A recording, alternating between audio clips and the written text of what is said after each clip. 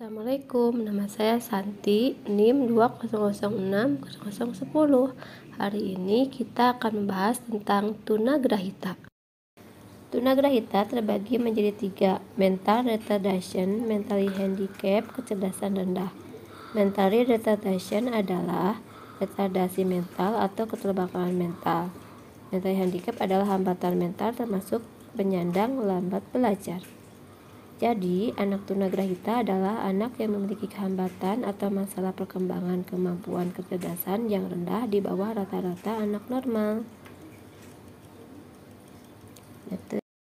Metode pembelajaran anak tunagrahita. 1. Metode argumentasi adalah suatu metode pembelajaran dengan menggunakan peralatan atau cara khusus. 2. Metode bermain, yaitu metode yang bertujuan untuk meningkatkan perkembangan inteligensi, fisik motorik, emosi, dan cara bersosialisasi. 3. Yaitu dengan menggunakan metode kawan sebaya, yaitu metode yang di dalam kegiatan biasanya dipakai oleh peserta didik lain sebagai fasilitator. 4. Metode ceramah, yaitu penerangan lisan oleh guru kelas. Yang kelima yaitu metode tanya-jawab, yaitu interaksi antara guru dan siswa. Yang keenam yaitu metode drill, metode untuk memperoleh suatu keterampilan dari apa yang dipelajari. Yang ketujuh adalah metode grouping, yaitu usaha untuk mengelompokkan kelas dari materi yang akan disajikan. 8. Yaitu metode perantara atau mediation, merupakan suatu untuk mengantari atau terhubung. 9. Yaitu metode suri tauladan. Dengan adanya teladan yang baik, maka akan menumbuhkan hasrat bagi orang lain untuk mengikutinya. Dan yang terakhir adalah metode karya wisata, yaitu agar dapat mengambil, memperhatikan lingkungan serta ragam ciptaan Allah SWT. Sebagai tahap awal dalam melakukan pembelajaran adalah dengan kontak mata dan kepatuhan. Kontak mata adalah pada saat kita berbicara, otomatis kita melihat lawan bicara kita, dan instruksi yang disampaikan harus diketahui olehnya. Nah, bukan hanya dari verbal saja, namun gerakan juga diperlukan. Misalnya, kita mengatakan, ambil itu. Nah, bagaimana anak bisa mengetahui apa yang harus diambil jika dia tidak melihat apa yang kita tunjuk? Begitu juga dengan kepatuhan. Bagaimana mungkin kita bisa memberikan pembelajaran kepada anak bila anak tidak patuh kepada kita? Hal inilah yang menyebabkan dua tahapan tersebut, yaitu kontak mata dan kepatuhan, perlu dilakukan terutama pada awal pembelajaran, agar terjadi kontak antara guru dengan anaknya. Baik, cara melakukannya seperti ini. Untuk kontak mata dan kepatuhan ini jadi satu ya, karena nanti otomatis biasanya kalau kontak matanya sudah dapat, kepatuhannya pun dapat. Caranya bagaimana? Bisa dengan diarahkan. Jadi harus ada dua guru yang berinteraksi dengan satu anak tersebut ya, dengan anak spesial ini. Satu guru menjadi pendamping utama yang selalu memberikan instruksi apapun untuk anaknya, sementara satu guru lagi yang membantu mengarahkan anaknya tanpa mengucapkan satu kata pun. Jadi hanya membantu saja, benar-benar pure membantu saja mengarahkan. Contohnya seperti ini. Misalkan kita panggil ya anaknya, Ali, Ali. Nah, dipanggil oleh pendamping yang utamanya, dia belum ada kontak mata. Contohnya seperti itu. Ali, tidak ada kontak mata dan tidak melihat. Jadi dia tidak menghiraukan. Nah, itu tidak menghiraukan pendampingnya. Maka dari itu perlu pendamping yang kedua. Ketika dipanggil namanya, misalkan seperti ini ya, ini Ali sedang menghadap ke arah lain, pendamping utamanya ada di sini. Nah, nanti ketika pendampingnya mulai memanggil namanya Ali, nah, pendamping yang kedua langsung mengarahkannya seperti ini, langsung diarahkan Ali. Nah, sehingga terjadi kontak mata antara pendamping utama dan Ali seperti itu. Nah, lebih jauhnya misalkan bisa dari bahu, Ali langsung diarahkan ke pendampingnya. Itu harus langsung ya, begitu dipanggil namanya langsung diarahkan. Begitu dipanggil nama langsung diarahkan. Atau bisa juga ketika kalau lagi duduk berdua di meja lagi belajar, pendamping utamanya di depan alinya, di depan anaknya, kemudian pendamping yang membantunya di belakang anaknya. Selalu duduk di belakang anak ya, tidak di depan dua-duanya. Karena lebih mudah mengarahkan ketika di belakang. Nanti pendamping utamanya manggil Ali, nah, bisa ditutup seperti ini. Bisa ditutup seperti ini oleh pendamping yang membantunya atau oleh pendamping utamanya. Kalau misalkan lagi sendirian bisa ditutup Ali, diarahkan. Jadi seperti Ali sambil diarahkan ke pendamping utama ya. Ali, misalkan di atas atau di pinggir Ali gitu. Atau dengan perlahan tanpa dipaksa. Karena kalau dipaksa si anak bisa sakit ya. Bisa sakit, nanti malah menjadi momok, kita itu menjadi momok buat anak gitu. Jadi bagaimana caranya kita mengarahkan tanpa ada kekerasan, meskipun ada kontak fisik. Jadi arahkan Ali, panggil lagi Ali, lihat saya misalkan, atau bisa menyebutkan namanya juga pendampingnya. Ali, lihat ibu, Ali, lihat bapak, boleh seperti itu. Ali, lihat matanya, Ali, lihat. Nah, bisa seperti itu.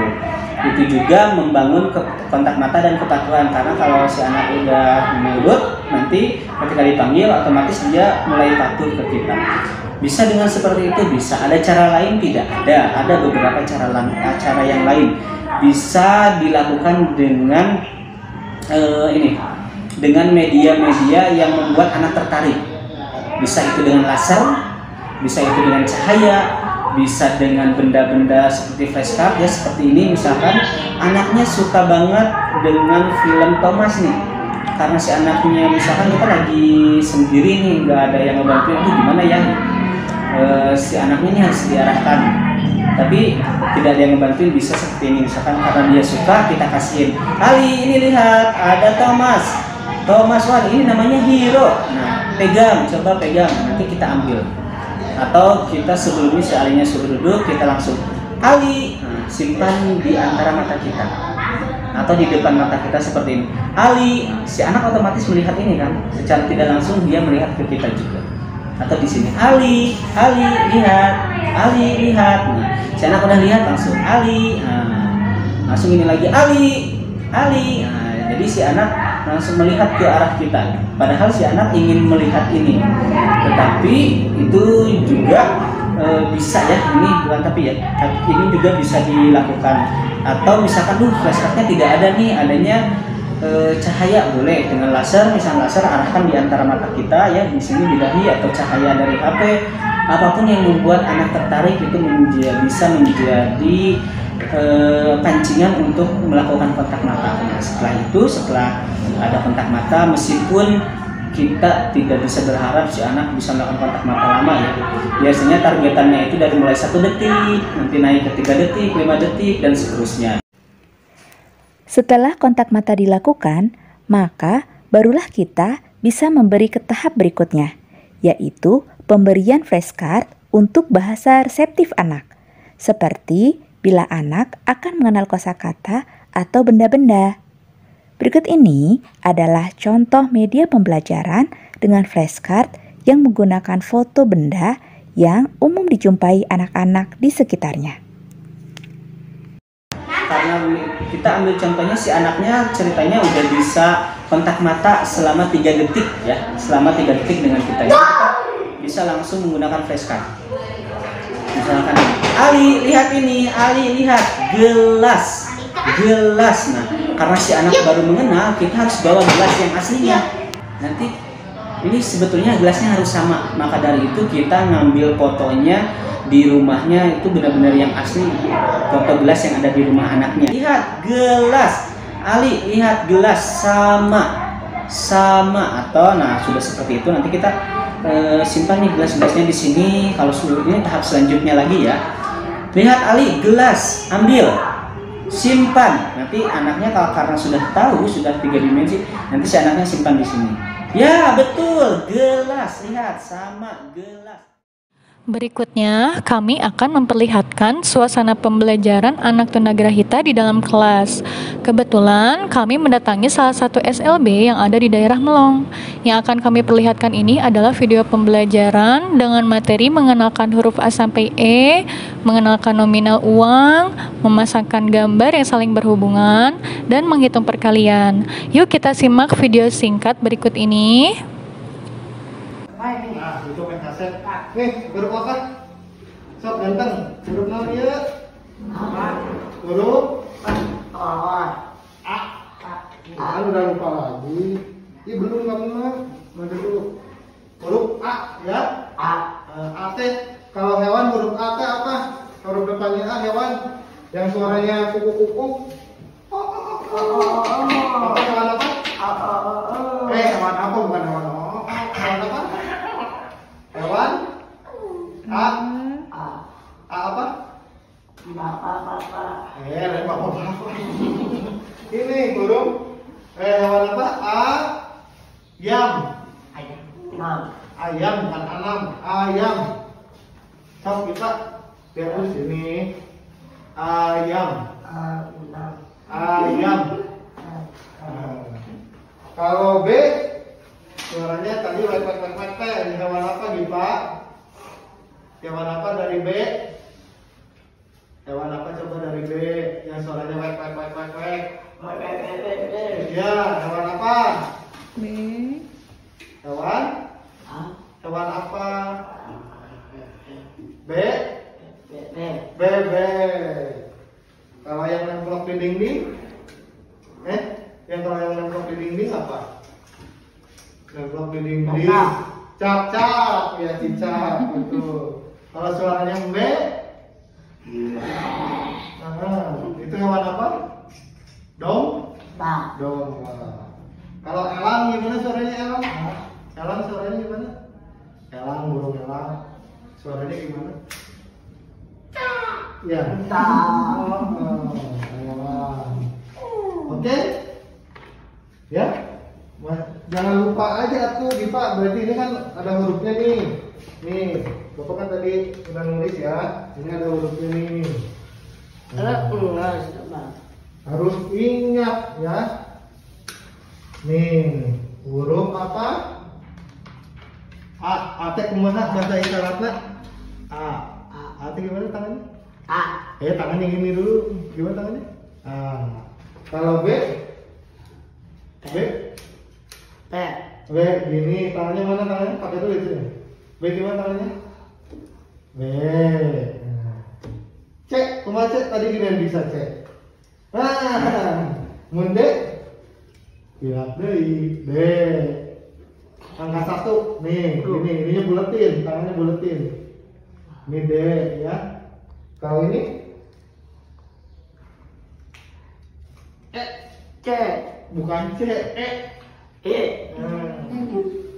Ini gambar apa? Ini gambar apa? Lampu lalu lintas. Kalau lampu lalu lintas hubungannya dengan mana ini? Ini apa mobil? Ini hubungannya dengan apa? Orang jalan, atau mobil? Mana hubungannya? Itu ada lagi. Jadi hubungkan ya. Hubungkan.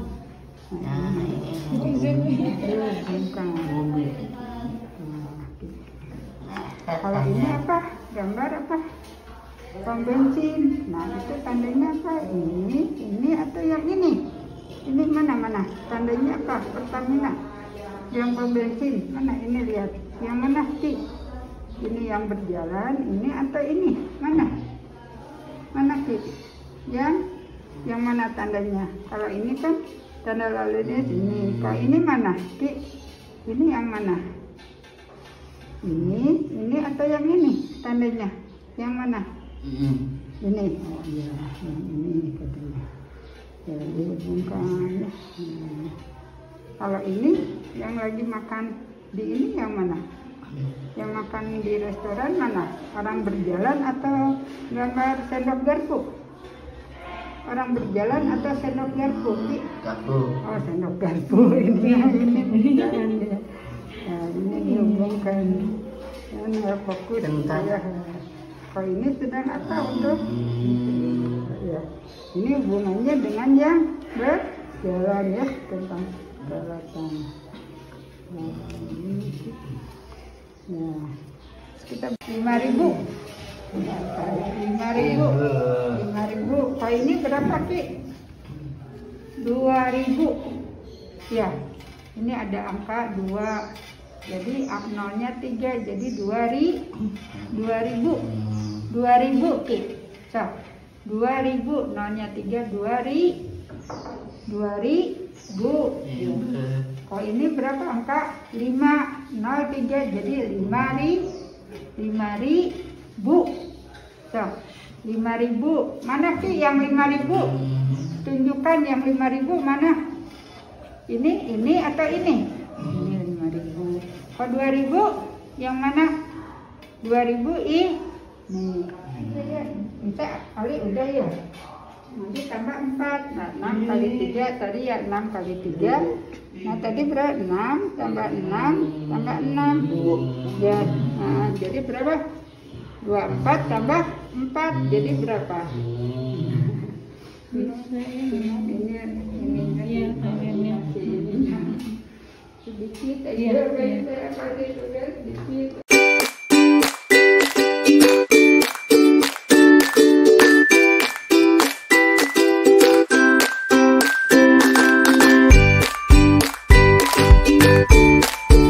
Media pembelajaran yang pertama yaitu ada yang disebut baris huruf.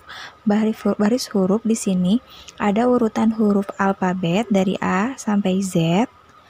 Apa sih fungsi baris huruf ini? Jadi, fungsi baris huruf ini adalah berfungsi agar anak tunagrahita lebih mudah dalam menghafalkan huruf A hingga huruf Z. Nah, cara pengaplikasiannya cukup mudah, yaitu guru diminta untuk memilih huruf-huruf yang akan dijadikan pertanyaan pada siswa. Misalnya, huruf B, huruf H,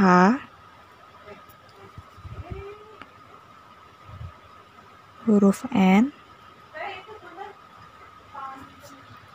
huruf Q, dan huruf V.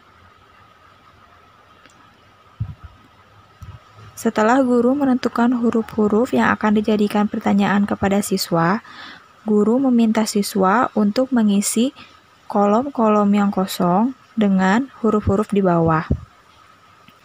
Siswa diminta untuk mengurutkan seperti A. Selanjutnya, setelah A ada apa ya, Nak? Huruf apa ya, Nak? Oh, huruf B. Siswa mengambil huruf B dan menyimpankannya di tempat yang kosong, di kotak yang kosong. Lalu lanjut C, D, E, F, G. Setelah huruf G, huruf apa ya, Nak? Oh iya, huruf H. Siswa mengambil kembali huruf H dan menyimpan huruf H tersebut di kotaknya. Lalu lanjut I, J, K, L, M. Setelah huruf M ada huruf apa ya, Nak? Lalu siswa menjawab huruf N. Nah, siswa membawa huruf N, lalu menyimpankannya kembali ke kotak yang kosong. Cara pengaplikasiannya dapat dibalikkan menjadi guru bertanya huruf Q ditaruh di mana ya? Atau huruf Q urutan setelah huruf apa ya, Nak ya? Lalu, siswa diminta mengurutkan kembali abjad dari A sampai menemukan huruf Q. A, B, C, D, E, F, G, H, I, J, K, L, M, N, O, P. Setelah huruf P, huruf apa ya, Nak? Apakah benar huruf Q? Ya, benar, huruf Q. Lalu disimpan kembali di kotak yang kosong tempat Q berada. Lalu lanjut R, S, T, U. Setelah huruf U, huruf apa ya, Nak? Huruf V. Lalu menyimpan kembali huruf V di kotak yang seharusnya.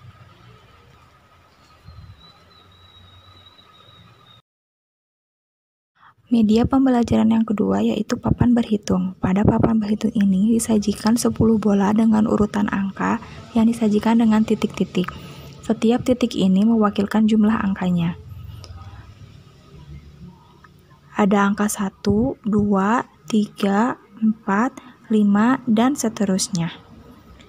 Di samping juga ada tempat untuk guru memberikan contoh soal kepada siswa. Misalnya, guru memilih bola yang berisikan 2 titik. Lalu guru juga dapat memilih pengoperasian apa yang akan digunakan. Semisal guru memilih pengoperasian penjumlahan, lalu disimpan. Lalu guru juga memilih bola yang berisikan 3 titik untuk dijumlahkan dengan bola sebelumnya. Lalu guru dapat bertanya, 2 ditambah 3 sama dengan berapa ya, Nak? Siswa dapat menjawab dengan cara menghitung titik yang ada di masing-masing bola tersebut dan memilih bola yang berisikan titik jawaban. Dengan cara pengoperasian penjumlahan, pengurangan, atau perkalian, guru juga dapat mengumpulkan bola-bola tersebut dan meminta siswa untuk mengurutkan bola-bola tersebut dari urutan 1 hingga urutan 10. Berikut pengaplikasian papan berhitung yang dapat digunakan untuk siswa tunagrahita.